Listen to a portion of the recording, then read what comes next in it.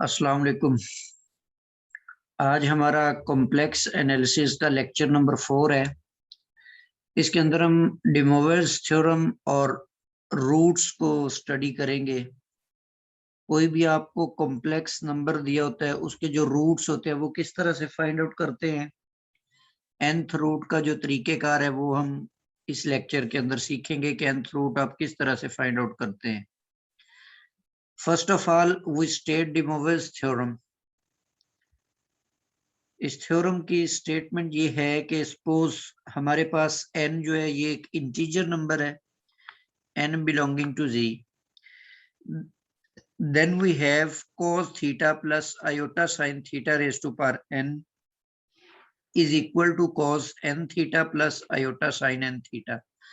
मतलब इस फॉर्म में अगर आपको कॉम्प्लेक्स नंबर दिया हुआ है और इसकी पावर में कोई भी n इंटीजर है, तो आप इसको एंगल की जगह एंगल के मल्टीपल की सूरत में आप इसको राइट कर सकते हैं।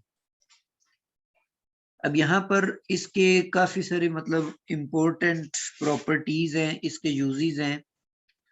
फर्स्ट ऑफ ऑल एक नोट की सूरत में ये आपके सामने मैंने लिखा हुआ है कि e raise to power iota theta is equal to cos theta plus iota sin theta. जब हम ट्रिग्नोमेट्रिक फंक्शंस को आगे चलकर डिफाइन करेंगे कॉम्प्लेक्स एनालिसिस के अंदर, वहां पर भी ये हमारे लिए कारआमद साबित होगा। तो यहाँ पर भी इसका कोई यूज हो सकता है, इसलिए मैंने ये नोट के तौर पे यहाँ पे लिख दिया। अच्छा, इसके अलावा जैसे ट्रिग्नोमेट्री के अंदर आपने ये फार्मूले पढ़े थे, साइन का डबल एंगल था जिसको आप साइन 2 थीटा कहते हैं, या फिर आपके पास साइन ट्रिपल एंगल था जिसको आप साइन 3 थीटा कह देते हैं। ठीक है, तो ये डबल एंगल और ट्रिपल एंगल फार्मूलाज तो आपने फर्स्ट ईयर में पढ़े हुए हैं एफएससी में।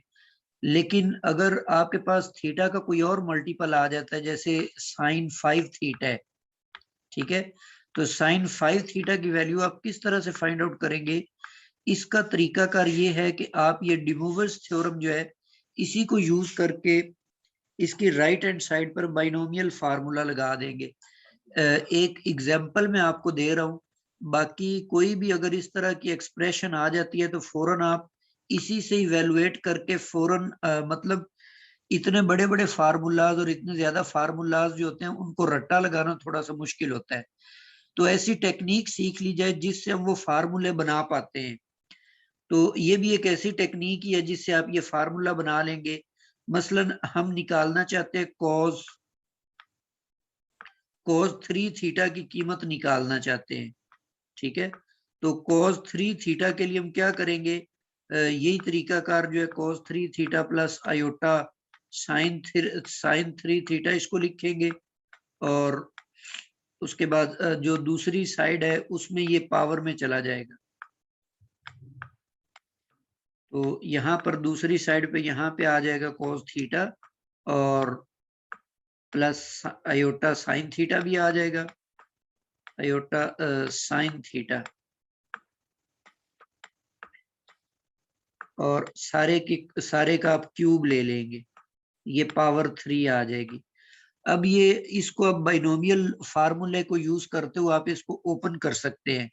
वैसे 3 का फार्मूला तो हमें खुद से भी आता है, तो अगर हम इसको ओपन करें तो ये बन जाएगा cos क्यूब थीटा और cos cube theta minus iota sine cube theta. तो इस तरीके से हम इसको क्यूब वाले फार्मूले की मदद से ओपन कर रहे हैं, क्योंकि आयोटा का क्यूब जो होता है वो आयोटा स्क्वायर तो माइनस आ जाता है, और जो साथ में आयोटा की एक पावर है वो साथ उसी तरह से आ जाएगी। इसी तरह नेक्स्ट आएगा 3 cos स्क्वायर, जी cos स्क्वायर आ जाएगा, cos स्क्वायर थीटा, और इसके साथ ही आएगा आयोटा साइन थीटा।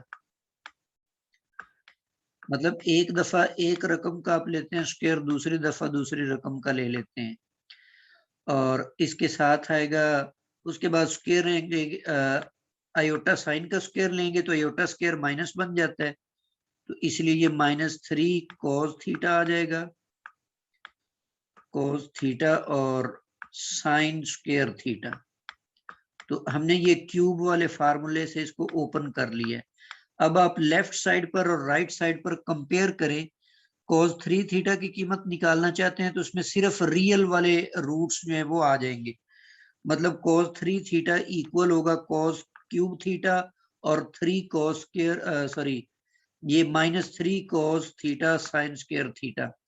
अगर आप आंसर जो है वो सारा cos में निकालना चाहते हैं तो ये जो sin स्क्वायर थीटा है इसकी जगह आप 1 माइनस cos स्क्वायर पुट करके उसको सिंप्लीफाई कर लेंगे। तो ये वैसे मैंने एक तरीका आपको बता दिया है कि ये इसका डी मोइरस थ्योरम का यूज भी है कि आपने मल्टीपल ऑफ एंगल जो होते हैं उनकी वैल्यूज निकालने का तरीका या फार्मूले बनाने का तरीका जो है वो हम यहाँ से इसको यूज कर सकते हैं। इसके अलावा इसका एक और वेरी इंटरेस्टिंग यूज ये है कि किसी भी कॉम्प्लेक्स नंबर की कोई भी पावर आ जाती है। मिसाल के तौर पर मैं यहाँ पर 1 प्लस आयोटा की पावर 100 ले लेता हूँ। तो अब 100 पावर को ओपन करना तो बहुत ज्यादा लंबा चौड़ा और मुश्किल काम होगा। अगर आप इस पर वो लगा देते हैं, बाइनोमियल फार्मूला लगाते हैं, फिर भी ये टफ हो जाएगा। तो इसका आसान तरीकेकार ये है कि ये जो 1 प्लस आयोटा है इसको आप पोलर फॉर्म में चेंज कर लेंगे। ये पोलर फॉर्म में चेंज करना हम पिछले लेक्चर में सीख चुके हैं। पोलर फॉर्म में चेंज करके जैसे इसी ये मिसाल में बता देता हूँ। इसकी पोलर फॉर्म जब आप बनाएंगे तो यहाँ से r पहले निकालना पड़ेगा और r यहाँ पर निकलेगा 1 का स्क्वायर और फिर 1 का स्क्वायर, तो वो हो जाएगा √2। और अगर आप एंगल निकालेंगे तो टेंजेंट इनवर्स 1/1, तो वो टेंजेंट इनवर्स 1 बन जाएगा जो कि 45 आ जाएगा। तो ये बन जाएगा cos 45 डिग्री और प्लस आयोटा प्लस इसके साथ आ जाएगा आयोटा साइन 45 डिग्री। ठीक है, तो इसकी पावर जो है वो 100 आपके पास है। तो इस 100 पावर को आप इसके ऊपर √2 के ऊपर रखेंगे तो वो 2⁻50 आ जाएगा और फिर एंगल्स के साथ डी मोइरस थ्योरम की मदद से मल्टीप्लाई कर देंगे तो वो आ जाएगा 4500। तो 4500 को आप वही जो एफएससी के अंदर आपने मेथड सीखे हैं कि किस तरह से हम इसको इवेलुएट कर सकते हैं, उस तरीके से आप इवेलुएट करके ये वैल्यूज लगा देंगे तो वो इजीली 1 प्लस आयोटा की पावर 100 निकल आएगी। तो बहरहाल ये इसके दो मैंने आपको यूजेस बता दिए हैं डी मोइरस थ्योरम के। एक तो आप कोई भी कॉम्प्लेक्स की पावर इवेलुएट कर सकते हैं और दूसरे आप ट्रिग्नोमेट्री जो फंक्शंस होते हैं उनमें एंगल के multiples, double angle, triple angle, ये सारे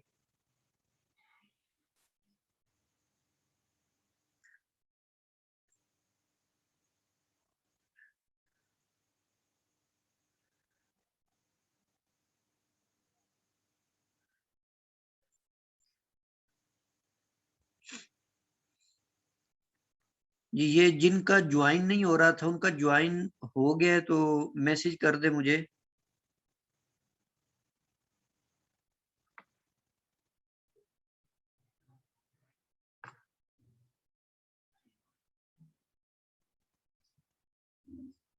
चलो खैर, नीचे ये एक एग्जांपल दी हुई है, इस एग्जांपल को भी हम देख लेते हैं। यहाँ पर आपने इवेलुएट करना है √3 minus iota divided by √3 plus iota की पावर 6 को आपने इवेलुएट करना है। तो सबसे पहले हम क्या करते हैं, वही तरीका जो भी मैंने आपको बताया कि √3 माइनस आयोटा को आप पोलर फॉर्म में चेंज करें। तो पोलर फॉर्म में चेंज करेंगे तो ये इस तरह से बन जाएगा। इसी तरह √3 प्लस आयोटा को भी पोलर फॉर्म में चेंज कर लें तो ये भी आपके पास इस फॉर्म में आ जाता है। अब वैल्यूज इनकी पुट करें जो पोलर फॉर्म में है, तो यहाँ पर 2 जो है ये 2 इस 2 के साथ कैंसिल आउट होगा और ये जो 6 है ये एंगल्स में आ जाएगा डी मोइरस थ्योरम की मदद से। तो 6 जो एंगल्स में है वो कैंसिल हो जाएंगे। जस्ट आपके पास cos -पाई, आयोटा साइन -पाई और cos पाई और आयोटा साइन पाई बच जाएंगे। cos पाई या cos -पाई की वैल्यू -1 होती है और cos पाई जो साइन पाई जो होता है वो 0 होता है। तो इनकी वैल्यूज पुट करके तो इसका रिजल्ट हमारे पास 1 निकल आया। अब आप देखें ये कितना आसान काम हो गया है। बजाय इसके कि आप इसका क्यूब खोलते या स्क्वायर खोलते तो फिर उसको सिंप्लीफाई करते, तो ये काफी टफ हो जाता। तो ये हमने डे मोवियर थ्योरम को यूज करके इसको सिंप्लीफाई कर लिया। जी नेक्स्ट एक और एग्जांपल है कि √3 divided by 2 plus 1 by 2 iota की पावर में कोई इंटीजर है, तो इस इंटीजर की किस वैल्यू के लिए इसका जो आंसर है ये -1 निकल आएगा। तो n किसके इक्वल होगा? तो हम वही तरीकाकार यूज करते हैं कि इसको पोलर फॉर्म में चेंज कर लेते हैं। पोलर फॉर्म में चेंज करके डे मोवियर थ्योरम को यूज कर लेंगे। तो पोलर फॉर्म में चेंज करने के लिए सबसे पहले हमने इसको सपोज कर लिया कि ये x प्लस आयोटा y के इक्वल है। रियल पार्ट को कंपेयर कर लें, इसी तरह इमेजिनरी पार्ट को कंपेयर कर लें, r की वैल्यू फाइंड आउट हो जाएगी। r की वैल्यू 1 निकल आई। इसी तरह आर्गुमेंट फाइंड आउट करने के लिए टेंजेंट इनवर्स 1/√3। तो टेंजेंट इनवर्स 1/√3 जो होता है ये π/6 के इक्वल आ जाता है। तो अब ये जो आपको इक्वेशन दी हुई थी उसी के अंदर आपने इसकी पोलर फॉर्म की वैल्यूज जो है वो पुट कर दी हैं, और ये जो n है ये एंगल में आ जाएगा। ठीक है, n जो है इसको एंगल के मल्टीपल की सूरत में लिख लेंगे। इक्वेशन के दोनों साइड्स पर आप रियल को कंपेयर कर लें और साथ में इमेजिनरी को कंपेयर कर लें। दो इक्वेशंस बन गई। अगर हम साइन को कॉस वाली इक्वेशन पे डिवाइड कर देते हैं तो ये हमारे पास आ जाएगा tangent n π/6 is equal to 0। तो अब टेंजेंट जो होता है ये 0 पर ही 0 होता है, तो इसका मतलब है या फिर पाई पर 0 हो जाता है। लेकिन यहाँ पर चूंकि इसका क्या कहते हैं रियल पार्ट नेगेटिव था और इमेजिनरी पार्ट 0 था, तो ये नेगेटिव एक्स एक्सिस बनता है। तो इसीलिए नेगेटिव एक्स एक्सिस होने की वजह से एंगल आपके पास पाई के इक्वल आएगा। यहाँ से पाई को पाई के साथ कैंसिल आउट करेंगे तो n की वैल्यू आपके पास 6 आ जाती है। इसका मतलब है कि इस कॉम्प्लेक्स नंबर की पावर में अगर हम 6 लेंगे तो हमें -1 मिल जाएगा। तो इस तरीके का कोई भी सवाल हो सकता है, किसी भी कॉम्प्लेक्स की पावर में आपको कोई भी इंटीजर देकर पूछ लेता है कि इस इंटीजर की किस वैल्यू के लिए इसका आंसर जो है वो फलां होगा। तो ये तरीका